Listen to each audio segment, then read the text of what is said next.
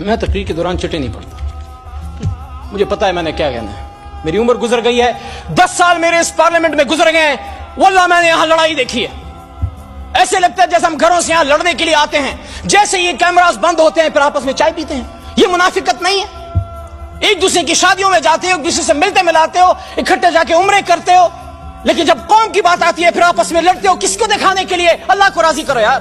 عزت ذلت عمران خان, نواز شریف یا زرداری کے ہاتھ میں نہیں ہے. عزت و ذلتوں کا مالک وہ ہے جس کے 100 نام اوپر لکھے ہوئے. آج وہ بات کرو جو خدا لگتی بات ہو, جو حق لگتی بات ہو. ایبٹ آباد ڈویژن میں جناب چیئرمین صاحب, میں ایک شہید کے گھر گیا ہوں. چھوٹا بھائی ادھر بیٹھا ہوا تھا, عطا تارڑ صاحب اس وقت نہیں ہے. میں ان کو کہتا ہوں, عطا بھائی میں آپ کو ہاتھ سے پکڑ کے میری گاڑی میں, اس میں میرا اپنا ذاتی پیٹرول ہے, میرے ساتھ چلیں. کم از کم جن شہیدوں کو میں جانتا ہوں ان کے قبروں پہ میرے ساتھ جائیں. اور میرا آپ سے وعدہ ہے, رینجر کا شہید آپ کا نہیں, میرا بھی شہید ہے. اکٹھے رینجرز کی شہادتوں دعاؤں پہ بھی جائیں.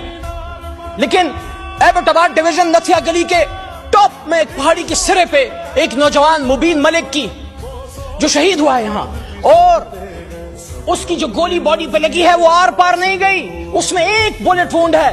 اور یہاں لائرز بیٹھے ہیں, مروت بیٹھا ہے پیچھے, مروت صاحب بیٹھے ہیں, آپ بھی لا کے اسٹوڈنٹ ہیں. جب باڈی سے گولی آر پار نہیں جاتی اس کا کیا مطلب ہے؟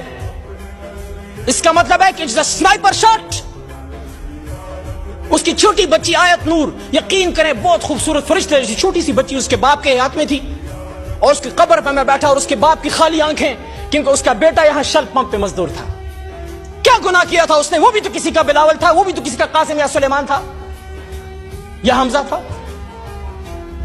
ایبٹ آباد کا عبد القادر, اس کا چھوٹا بیٹا حزب اللہ, رات کے اندھیرے میں جب آگ ہم نے جلائی ان کے گھر میں بیٹھنے کی جگہ نہیں ہے. ایبٹ آباد کی سردی کا آپ کو پتا ہے, کھلے آسمان تلے آگ جلا کے ہمارے ساتھ وہ بیٹھے ہوئے تھے. اس کا چھوٹا بچہ حزب اللہ جو مدرسے اور اسکول میں پڑھتا ہے سوال کرتا ہے کہ میرا باپ کیوں مرا؟ آرمی پبلک اسکول میں تو دہشت گرد آئے تھے, یہاں کون آیا تھا میرے بھائی؟ یہاں کون آیا تھا؟ پارلیمنٹ کے سامنے لا الہ الا اللہ محمد الرسول اللہ کے سامنے یہاں گولیاں چل رہی تھی, یہاں میں کہا جاتا ہے نہیں مارا تو کس نے مارا؟ Forget about this point that they were the workers of Pakistan Tehreek-e-Insaf. They were Pakistanis, and according to the Constitution of Pakistan, Article 9. Article 9. اور میں اپریشیٹ کرتا ہوں یہاں آج رانا ثناء اللہ نے, رانا صاحب نے اچھی بات کی ہے.